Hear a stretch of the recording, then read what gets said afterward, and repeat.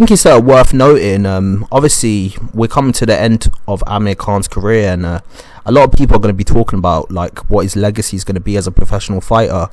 So I thought it was like worth mentioning his amateur resume, because for a lot of UK boxing fans, what actually got a lot of people introduced to Amir Khan was his results within the Olympics.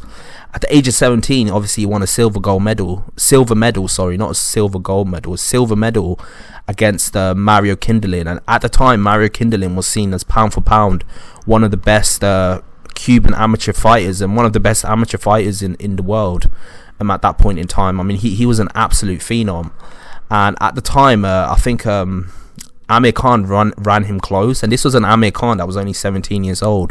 When he went to the Olympics, I think he's the only boxer that went into the Olympics for that Olympics, and he was the only boxer to actually win an Olympic gold medal, Olympic medal at that Olympics at the age of 17, and he was fighting the best fighter in the entire tournament who did win a gold medal, and eventually he avenged that loss in the UK against Mario Kindelin to cap off his amateur career. Now, one thing that's worth mentioning in terms of his amateur career was the fact that he was seen as a formidable fighter.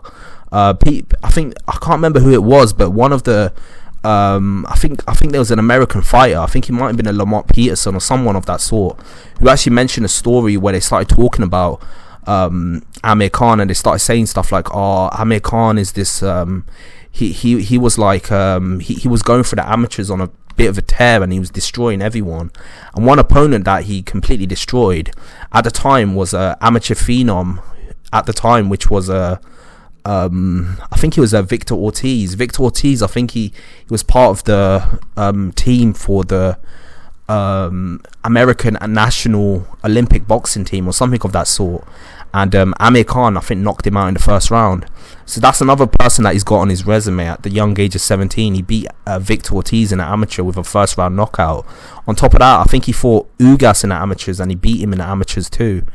So Amir Khan, say what you like about him, and a lot of people look at him like he's a bit of a joke, but at the age of 17, I mean, he ran the pound for pound amateur king close, who was at the time Mario Kindelin.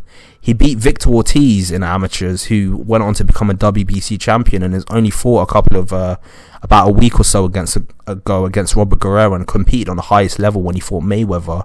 He beat Ugas, who in his own right was a beast amateur. He's a 6-time national Cuban amateur, and on top of that, Ugas beat Manny Pacquiao last weekend and won a WBA title. And I think he beat several other good top level fighters in the amateurs. I mean, Amir Khan in the amateurs was an absolute beast. I mean, there's no denying it. This guy's fought all over the world. He's fought in several different countries. He's won I think he won the ABA titles 3 times. He won the Junior Olympics at the age of 15. I mean, I think it's fair to say that Amir Khan was an absolute prodigy at that age. Like, at the age of 15 to win a Junior Olympics, beat the likes of Victor Ortiz, Ugas, and Mario Kindelin. Obviously, afterwards, he fought Mario Kindelin and he beat him. I mean, there's no denying it that Amir Khan in amateurs was a complete beast, and he probably doesn't get as much respect as he deserves. He's probably one of the greatest amateurs that the UK has produced. He's the youngest Olympian ever. Like, at the age of 17, he's the youngest Olympian, like youngest plus athlete to win a medal at the Olympics. I mean, it's absolutely incredible. I think his record was 110-5 or something like that. So yeah, absolute beast amateur, and he performed, and he showed everyone what he can absolutely do. So yeah, I just wanted to give a bit of credit to Amir Khan, because lately a lot of people just keep joking about him, but to make no mistake about it, in the amateurs, Amir Khan was an absolute beast, and he's 100% legit, and he always competed on the highest level, whether as an amateur, as a professional. When he was in the pros, he was fighting the likes of, obviously, the Marcus Maidanas, Devin Alexanders, Danny Garcias, the Terence Crawfords, the Canelos. As an amateur, he's fighting Mario Kindelin, who at the time was seen as the top amateur in the world. Who else was he fighting?